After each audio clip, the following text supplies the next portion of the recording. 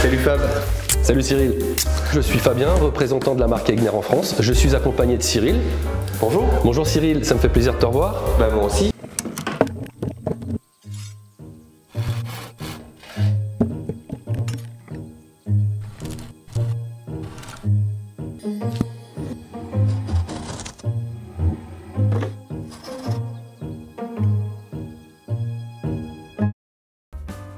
Aujourd'hui, on va parler des différentes motorisations que propose Egner sur sa gamme Multicut. Chaque machine peut avoir une motorisation différente en fonction des réalisations de chacun. Moteur sans variateur, moteur avec variateur, bouton en façade qui permet d'augmenter et réduire la vitesse de la machine, et possibilité aussi d'avoir une commande à pied avec variation. En fonction de l'inclinaison que je vais donner à ma commande à pied, j'aurai une vitesse qui sera plus ou moins importante. Donc on va voir en détail chaque motorisation et son utilité. C'est parti.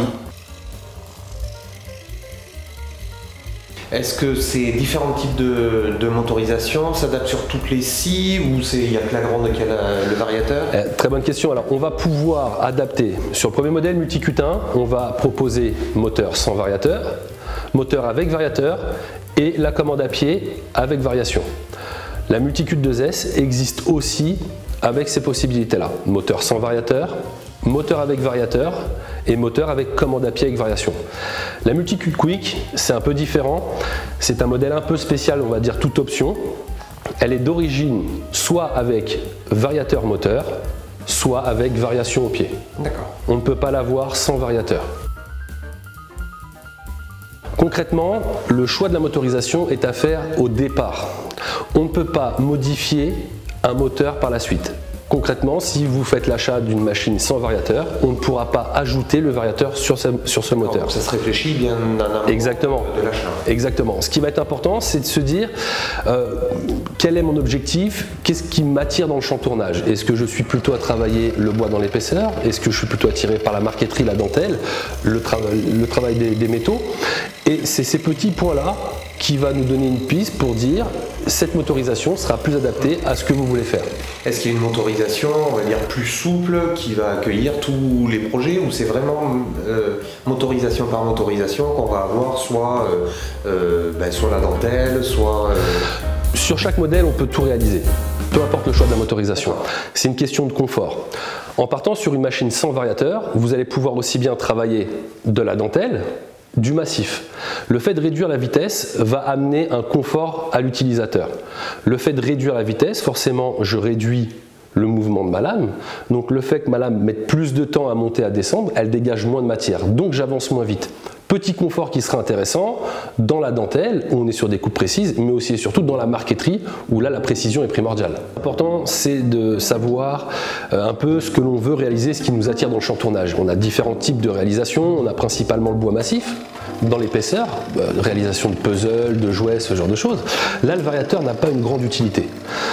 Dès lors qu'on va travailler sur des réalisations assez précises, marqueterie, dentelle, qui demandent de la précision, le variateur amène un confort. Alors, ça n'est pas une obligation, Cyril. On peut tout à fait travailler sur une machine sans variateur dans la marqueterie. Une machine qui part sans variateur ne peut pas être adaptée par la suite du variateur. On ne peut pas modifier une motorisation. Donc là, ça oblige pour l'utilisateur de se dire, si j'ai un moteur sans variateur, je vais devoir changer tout le bloc moteur, et quelque chose qui est assez coûteux. Donc, exactement. Donc c'est une réflexion à avoir au départ, un petit peu à prendre en compte dans ce que l'on cherche et ce que l'on apprécie. Quelqu'un qui sera attiré par la marqueterie, travaux de dentelle, le variateur, que ce soit moteur ou à pied, lui amènera un confort d'utilisation. Concrètement, Cyril, c'est quoi? Réduire la vitesse permet à la lame de prendre plus de temps à monter et à descendre. Le fait de réduire cette vitesse, pour l'utilisateur, on a une avance qui est plus lente, donc permet d'avoir une meilleure gestion de ce que l'on réalise. C'est bon Fabien, 3 types de motorisation, tu résumes un peu l'affaire?